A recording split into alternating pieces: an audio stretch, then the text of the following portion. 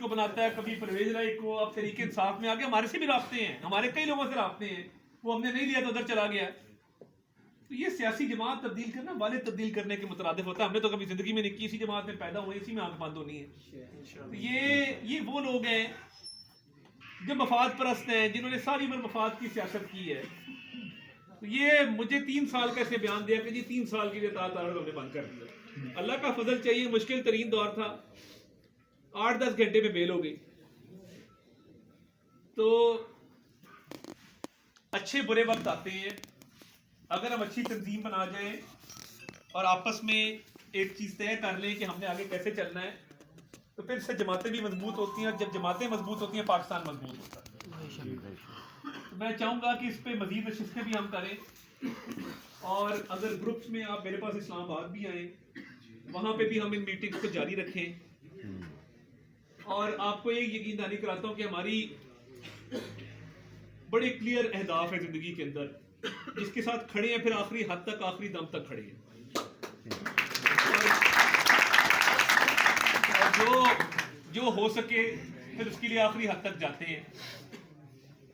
तो ये इसलिए आज बुलाया है इजलास के, एक तो कोई तंजीम साजी की तरफ मामला जाए, कोई हम आज एक मामला तय कर लें, और उसके साथ साथ मरियम नवाज शरीफ साहिबा आ रही है, उनका कन्वेंशन है, तो पता लगे कि ये सिर्फ उमर रसीदा लोगों की जमात नहीं है, यूथ इस जमात में मौजूद है, MNA MPA के भाइयों भांजों भतीजों के अलावा भी लोग इस जमात में मौजूद हैं, और वो हक रखते हैं कि उनको भी मौका मिले जमात में आगे आने का।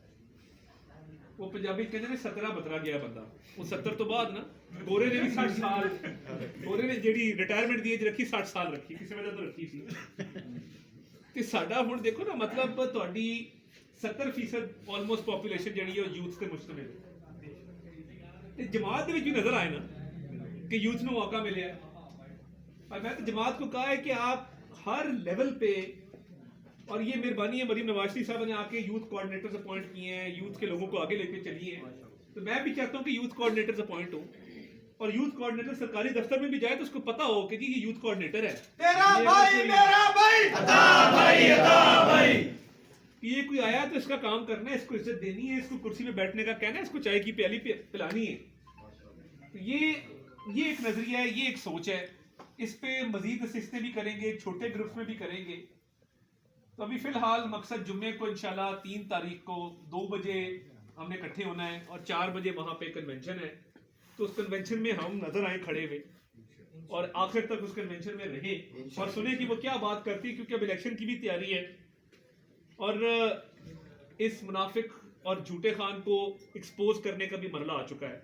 अब मजीद इसकी झूठ नहीं बर्दाश्त हो सकते कि खुद किया कुछ नहीं, सारा इल्जाम दूसरों के साथ रहे। तो ये तबाही और बर्बादी का खमियाजा तो भुगतना पड़ेगा ना, दूसरों पे इल्जाम लगाता है।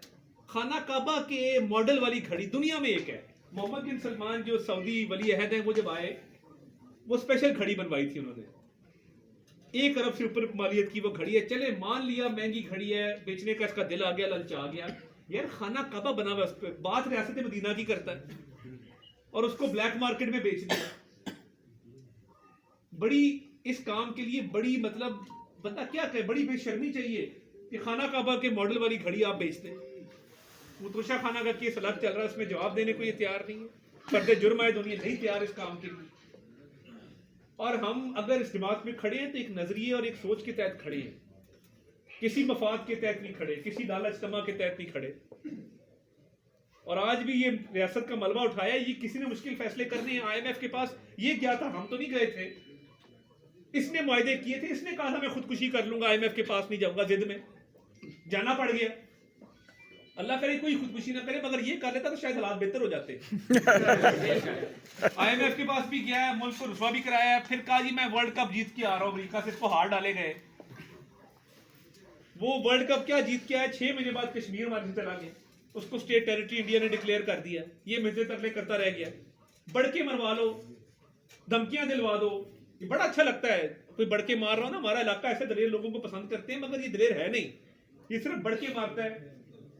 और इसने जिंदगी में एक दिन कोई काम नहीं किया, होता है ना, तो बंदे ने कोई काम किया होता है, ये सीधा वजीर आजम लग गया आके क्रिकेट खेलने के बाद। वो भी पूरी टीम की एफर्ट थी, वो भी इसने किसी का जिक्र नहीं किया। वर्ल्ड कप उठा के मैं करता रहा।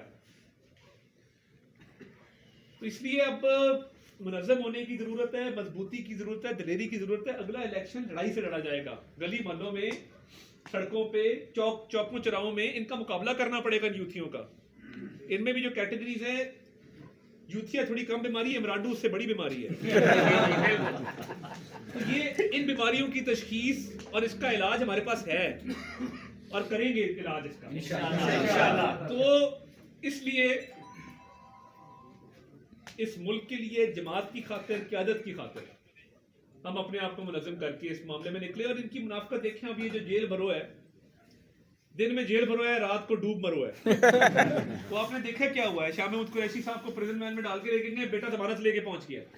जज साहब ने उसका ठट्ठा लगाया। जज साहब ने कहा कि आप क्या करने आए? कहा जी वालिद की जमानत। उन्होंने कहा बाजी को मिलना ही, तू इस तरह कर, चला जाए चेयरिंग क्रॉस पे, 144 लगी, आप गिरफ्तार हो जाएंगे, अब्बे को ले जाएंगे। ये जज कह रहा है। ये अच्छी जेल भर है कि एक तरफ जेल भरने की बात है, दूसरी तरफ वो कह रहे मैं सीसीपीओ के दफ्तर मुझे लेकर जा रहे थे, मैं सोचा था चाय पिलाएंगे वहां पे।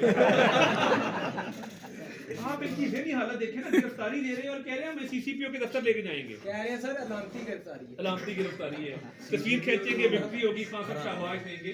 तो इनको भेजा है, किसी को राजनपुर, किसी को लिया, भक्कर, बावलपुर। तो कल देखते हैं इधर गुजरांवाला भी कितने आते हैं। वो मुराद से इनकी जरूरियात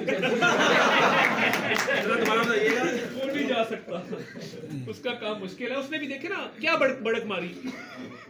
अब आप चेक करें, सवात में हालात खराब हुए, आज दहशतगर्दी की नई लहर है। यहाँ पे हमने काउंटर टेररिज्म डिपार्टमेंट खड़ा किया, पूरा डिपार्टमेंट, उसने पूरे ऑपरेशन किए।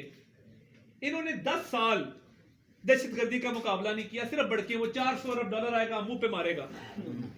वो कहां गया 400 अरब डॉलर? कोई पूछने वाला नहीं है।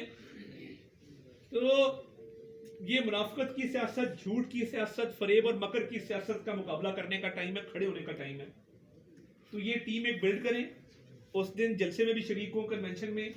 और ये टीम किस तरह आगे लेके चल रही है, इसका क्या नाम होगा, इसको कैसे आगे लेके चलेंगे, इसमें कैसे मजीद बढ़ावा आएगा, हम हाजिर हैं, अवेलेबल हैं यहाँ पे इस्लामाबाद में, जैसे भी जब भी।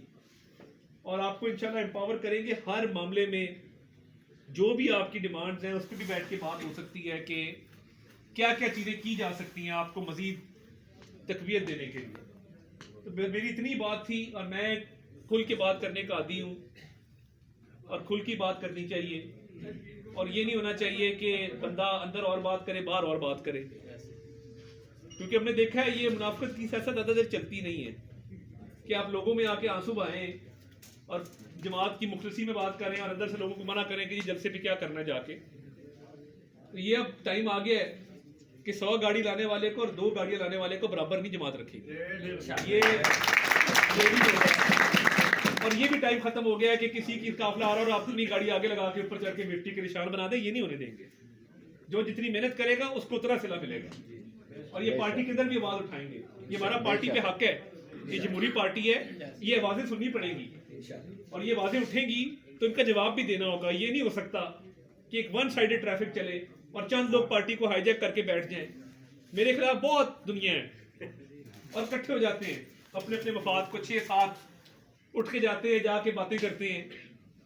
प्रॉब्लम ये है कि बातें करना आसान है, मेहनत करना मुश्किल है। मैं कहता हूं कि मैं, अल्लाह ताला का फजल है, मैंने किसी की मुखालफत करके, किसी को गालियां दे के ऊपर नहीं आया।